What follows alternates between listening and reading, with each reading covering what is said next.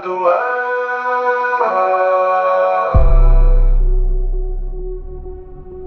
Olá pessoal do canal, é um prazer compartilhar com vocês a minha história. Meu nome é Letícia e tenho 37 anos. Eu trabalho como enfermeira em 2 hospitais e o que eu vou contar para vocês aconteceu aproximadamente há uns 7 anos atrás, bem no início de 2018. Bom, eu moro na capital paulista e puxava plantões noturnos nos 2 hospitais que eu trabalhava, cada dia em um. O trabalho era puxado, desgastante e às vezes era muito estranho. Em um dos hospitais em que eu trabalhei, ali na zona sul da capital, a fama era de que existiam alguns quartos assombrados por uma antiga enfermeira. Até hoje eu morro de medo dessas coisas. Enfim, a história que contavam no hospital era que uma enfermeira lá pela década de 70 havia tirado a própria vida no quarto B 202. Desde essa época, muitas pessoas relatavam que aquele quarto era estranho. Barulho, gemidos e até gritos eram ouvidos por lá. Ficou tão pesado esse negócio que lacraram esse quarto. Eu não gostava nem de passar na frente desse quarto. Deus me livre! Porém, há algumas semanas, a direção do hospital decidiu reativar aquele quarto. Quebraram paredes, mudaram o banheiro, pintaram, mudaram o piso, enfim.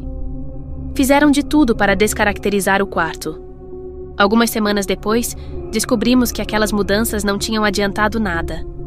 Logo em meu primeiro plantão, após a abertura do quarto, me colocaram para atender justamente aquele andar. Assim que eu cheguei, fui informada que não tinha pacientes no quarto B 202. Porém, provavelmente chegaria paciente durante a madrugada.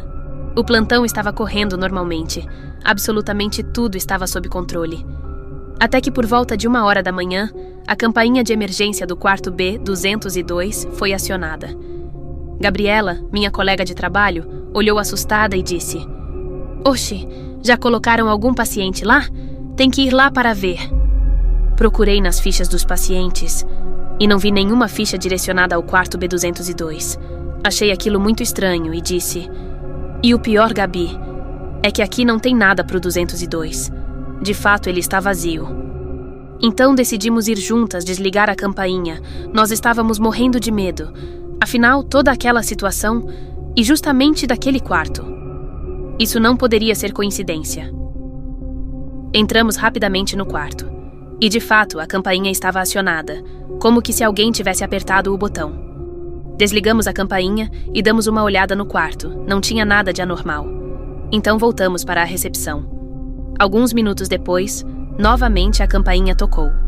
Olhei para Gabi e, sem dizer nada, sabíamos exatamente o que a outra estava pensando.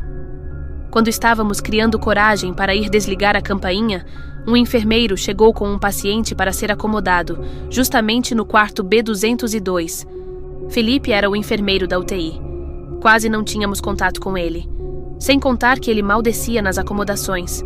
Quando ele chegou, pedi para ele fazer a gentileza de desligar a campainha, enquanto eu preparava os papéis do novo paciente. Felipe, sendo muito prestativo, rapidamente foi até o quarto para desligar a campainha. Fiquei preenchendo os papéis do novo paciente e acabei me esquecendo que Felipe estava no quarto. Após uns 15 minutos, a campainha desligou e só então Felipe voltou do quarto. Só aí me toquei que ele ainda estava lá.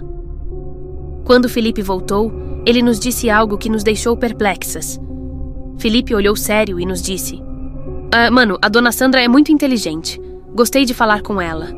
Ela está bem. Tudo que ela queria era só conversar mesmo, mas agora quero ver como vocês vão fazer para acomodar 2 pacientes em um quarto que só tem uma cama." Olhei para a Gabi e não entendemos nada. "Como assim, dona Sandra? Não temos nenhuma paciente com esse nome. E o quarto 202 está vazio." Felipe olhou meio desconfiado e disse: "Tá bom, meninas, então eu acabei de ficar 15 minutos falando sozinho no quarto. Essa foi boa." Falamos para Felipe que era sério. Não tinha ninguém naquele quarto. Então Felipe disse: "Quer dizer que se eu voltar lá agora, não vai ter ninguém lá? É isso mesmo?" Gabi disse: "Sim, é isso mesmo." Então Felipe voltou para o quarto. Assim que Felipe abriu a porta do quarto, ele travou olhando para dentro. Ele apontou o dedo para o quarto e começou a falar: "Ela estava aqui. Ela estava deitada aqui. Eu falei com a dona Sandra agora mesmo." Isso não é possível. Felipe ficou pálido na hora. Ele voltou para a recepção sem entender nada. Ele jurou que conversou por um tempo com uma mulher chamada Sandra. Na conversa, ela disse para Felipe que não via a hora de sair daquele lugar. Aquilo foi muito estranho. Investigando a história do hospital, descobrimos que uma das enfermeiras que havia morrido naquele andar se chamava Sandra Maria. Ela tirou a sua vida em um dos quartos, assim que descobriu que tinha uma doença terminal. Então, Gabi conseguiu uma antiga foto de Sandra. Levamos a foto para mostrar para Felipe, sem falar quem era a mulher da foto. Alguns dias depois, estávamos em uma lanchonete na frente do hospital. Então Gabi mostrou a foto de Sandra para Felipe, sem falar que era a Sandra. Quando Felipe viu a foto, ele grilou os olhos e disse: "Gabi, é ela. Essa é a mulher que falou comigo aquele dia, é ela." Aquilo foi muito bizarro. Falamos para Felipe a história de Sandra e que ela já estava morta há mais de 20 anos. Felipe ficou em choque. De fato, o quarto B202 é muito macabro. Colegas relatam que até hoje é comum a campainha tocar pela madrugada, mesmo quando o quarto está vazio. Muitos pacientes reclamam do quarto e pedem para mudar de quarto. Até hoje existe esse quarto naquele hospital. Ele continua assombrado. Muito obrigado ao pessoal do canal por contar essa experiência estranha que passei. Quando eu tiver um tempinho, prometo que mando outro e-mail contando outras situações arrepiantes que passei neste mesmo hospital. Sou uma grande admiradora do trabalho de vocês. Até a próxima. Medo, suspense, susto, emoção. Lenda, madrugada, escuridão. Hora do ar. Hora do ar. Hora do ar. Hora do ar.